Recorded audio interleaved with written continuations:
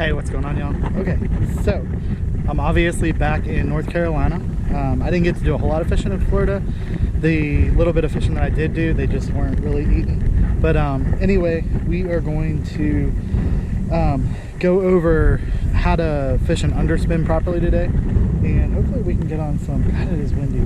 So that's one thing that we're going to go over, windy conditions. But we got to get out there. And to add to the challenge, I thought I had my tackle bag in my truck. I forgot that I took it inside before we went on our trip, and I have one underspin and one paddle tail swim bait. So yeah, that's gonna be a challenge. All right, let's get to it. All right, y'all. So this is what we're throwing today. It's kind of like a natural color bluegill, which I think will be really good. I'm not complaining about that. Oh, I'm missing an eye. I'm gonna paint that or something. Classic underspin. So an underspin, there are different brands of them. The Owner's a really good one. I think there might be a fish or something right there. The Owner's a really good one. This one is actually one that I found and I've caught fish on, so I think I'm gonna do a little bit of research and see if I can't find some more of these. But underspin is basically jig head, and then it's gonna have a blade on the bottom.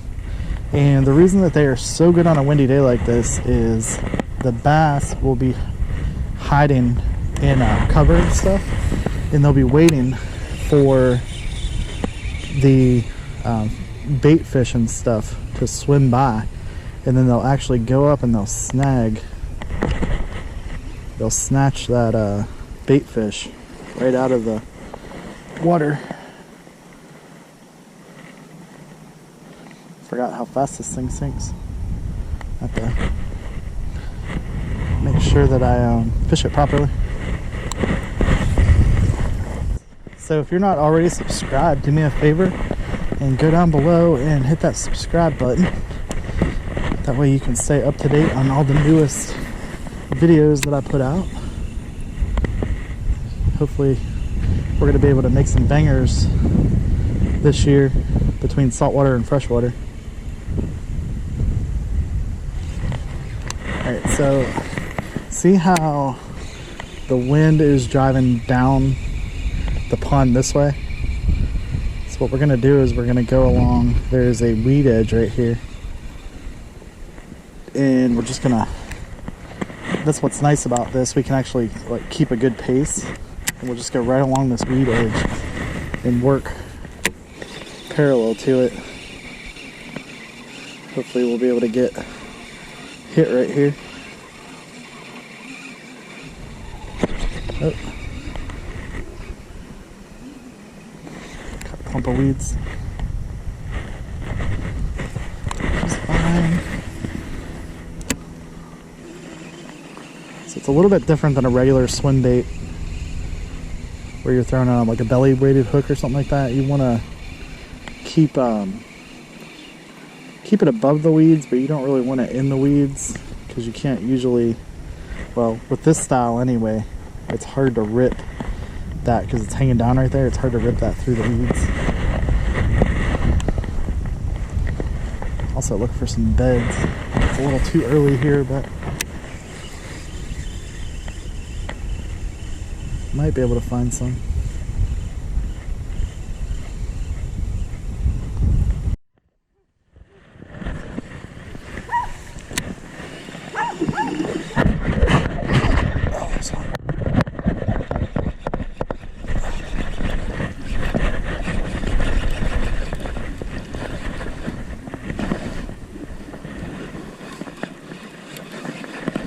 I don't know what he's doing, but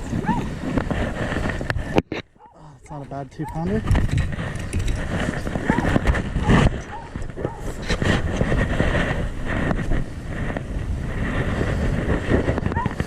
I think a 2.5. I think a 2.5. That's a pretty fish. Pretty fish. Let me get a picture of him, and then I will show y'all me putting him back. Yeah, he's about 2.5. 2.5 all day long. Let's get you back in the water, buddy. There she goes.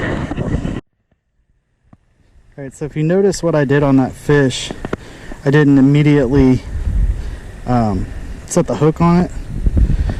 I've talked about it on this channel before. Anytime you're fishing a swim bait, and that goes for a underspin as well, anytime you're fishing a swim bait, you want to just kind of like maybe a second or two and let them actually eat the bait.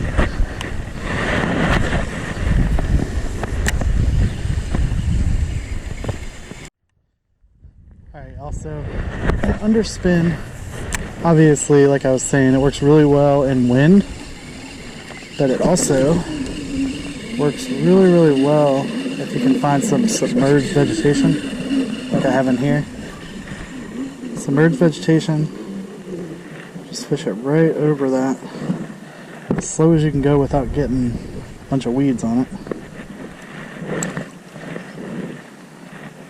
But fish it right over that, and then what that blade does on the bottom is, on a nice sunny day like this, gives it a little pep in the step. You can see it real well. Got into the weeds again. I got into them thick.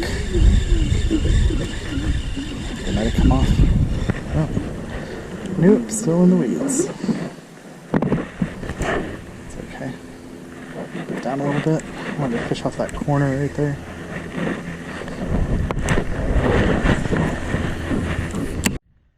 Alright, also, I was talking about you have to fish this over the weeds. One thing, I don't know if you can see these weeds right here.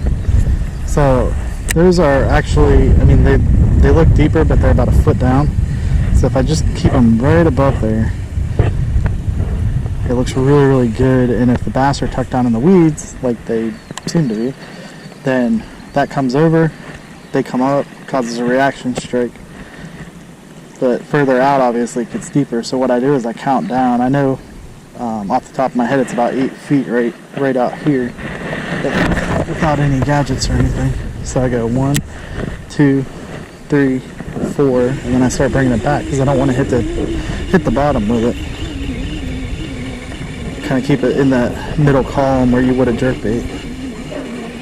And then what that allows me to do is when I get back, I'll lift my rod tip up like this, and I'll keep it above these weeds too. The longer, it goes back to the old rule, the longer you can keep it in the strike zone, the more success you're going to have.